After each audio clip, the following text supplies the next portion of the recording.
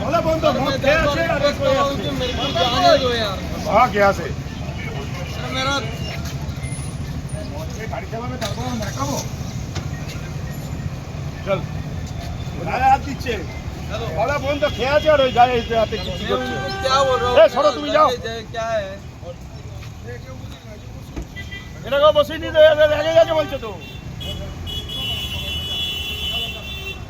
পুলিশের গায়ে হাত দিয়েছে নাকি? হ্যাঁ মদ খেয়ে আছে। কে পুলিশের গায়ে হাত দিয়েছে?